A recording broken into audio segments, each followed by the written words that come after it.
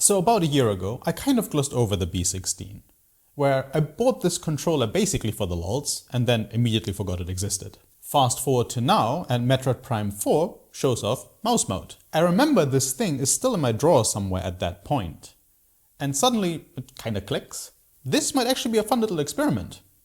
Outside of Street Fighter 6, Silksong has been my most frequented playground lately and I played almost exclusively on keyboard. So this felt like the most natural place to start testing this thing. Joycons never really did me any favors in Soulsteel. Every run ended in tragedy. Proper Shakespeare levels of dumb. Keyboard gets me a little further, so disaster strikes just a little bit later.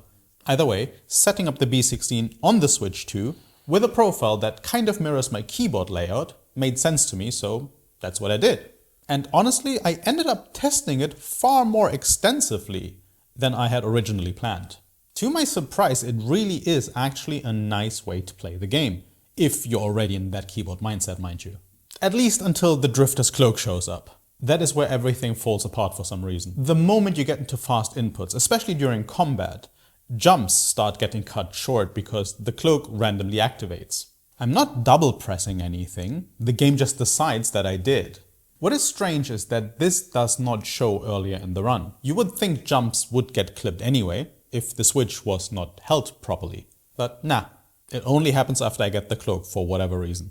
And because none of the switches I had lying around fit this thing, I cannot even test whether this is a hardware related issue or something with the cloak specifically. I mean, it is user input error to some degree, but that is something hardware alterations could usually fix. No such luck here though. Shadow hunting, wind engine, the stock S16, R16 switches, even the 8-bit DOE ones I still had lying around, none of them fit. The only switches I found online that should theoretically be compatible are Outemu and Tecsee switches. I don't know how to pronounce either of these two, but of course every single listing I found for those two was unavailable, so still no luck. Which means for now I am stuck with the stock ones, which are tall, stiff, and not doing my fingers any favor either. I'm used to much lighter switches, so after long sessions my left ring finger, right ring finger and my right pinky really start to feel it. If you are someone who likes heavier switches, you might be fine, but for me it becomes noticeable pretty quickly. Then there is the angled layout on the left side of the controller. I have tried genuinely to get used to this and it still feels wrong every single time. The right side is not angled, so the mismatch just exaggerates how strange the angle feels on the other side. Split keyboards go for a kind of horseshoe. That is a giant hoof on that horse, I guess. Single leg dropkick champion, I would assume. What was I talking about? Right, an arch. Split keyboards are usually shaped more like an arch. So that's where the supposed ergonomic benefits come in. And yes, leverless controllers also use angles, but the spacing and the key size make that work in a way that this simply doesn't. Same as with the switches, if this angle works for you, great, enjoy it, but for me, this is the one part that is basically a permanent no. Because there is nothing you can do to change or fix it. The extra buttons on the right side are a mixed bag for me as well. The one to the left of square is actually fine for Silksong because it translates nicely for how I use H on PC to open the menu.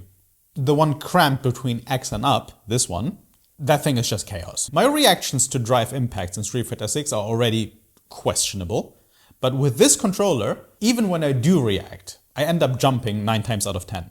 If you use your index finger here instead of your thumb, because that is what I'm used to now, you might have a better time, but for me, it is not happening. The top row, with options, home, share and so on, sits in a slightly awkward spot in my opinion. But honestly, those are not buttons you are desperately reaching for in the middle of gameplay usually, so I do not really mind. The controller is small, space is limited, it's fine. By the way, rumor has it that to reach Legend rank in Street Fighter 6, GOD in Tekken 8, or Challenger in 2XKO, I think, Challenger? Yeah, probably, let's just go with that. You need to like this video, subscribe, and hit up the comments telling me about your most outrageous neutral skip moments. I make no guarantees for actual improvement, but you would do yourself a disservice for not giving it a shot at least. Alternatively, just post 3 potato emojis. Speaking of size, the B16 works much better on a table than it does on your lap. The cable comes out of the left side, not as an alternative like on the S16 or M Ultra Gen 2, but as the one and only option. And as the controller is so small that if you are playing on your lap, you will inevitably end up pressing against the cable head. Users often mention that the USB-C ports on these controllers in general are flimsy or break easily.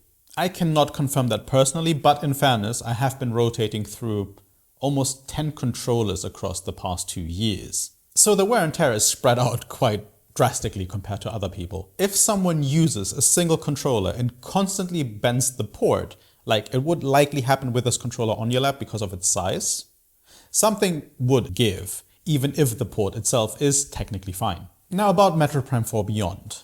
My plan was to use the B16 for movement and mouse mode for aiming.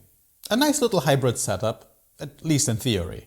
But that whole idea collapsed immediately because I could not find an option to invert the Y-axis for mouse mode. That's at least as of the build I tested, which is literally day one. Analog stick and motion can be inverted, mouse, however, doesn't seem to be able to. Not presently at least. And I absolutely cannot do non-inverted Y-axis for aiming. I have been forced to get accustomed to that in my youth, and now I'm too old to change my ways. Sorry. So while this setup technically works, it does not work for me right now. Someone else might love it though.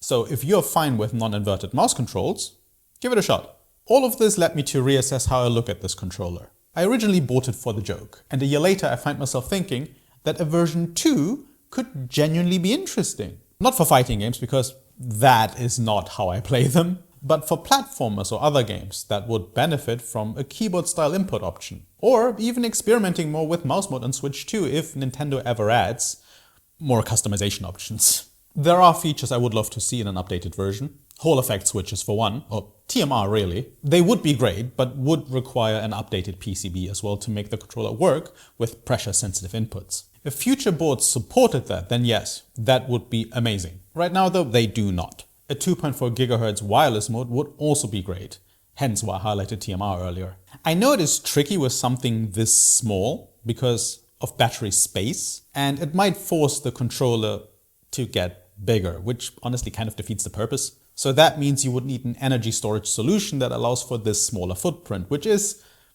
unlikely. Not being tethered would immediately improve the overall usability though. And honestly, I wish the left side would rotate. So people who hate this angle, like myself, could get a standard straight layout. I know the market for this kind of controller is basically microscopic, but if you are making a version 2, might as well cover both camps. After all the testing I have done, my take is pretty simple. The B16 is not something I would use to play fighting games. But I do find it genuinely fun for certain other games, and it has way more potential than I ever expected when I bought it. That is not to say you should not see it as a fighting game controller. That is what it was designed for after all. And if you like it for that purpose, that is all that matters.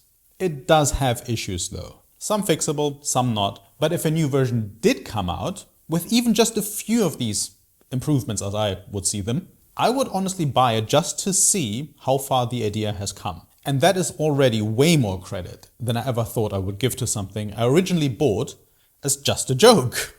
At the price point of roughly 30 to 40 euros on average, I think even just in its current iteration, it's perfectly fine. So if you are interested in giving it a go, can't hurt, but yeah. If you want to use it on PS5 however, as per usual, you also need like some sort of a authentication device, so like the Boot 5 or some Mayflash thing or whatever. And that will obviously jack up the price. So if you don't have one of those already, then maybe not.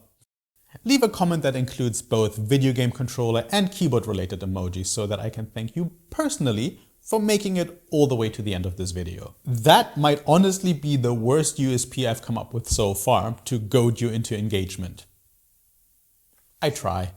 Anyway, thank you for watching, whoever you are. See? Very impersonal. Anyway, see you next time. Bye-bye.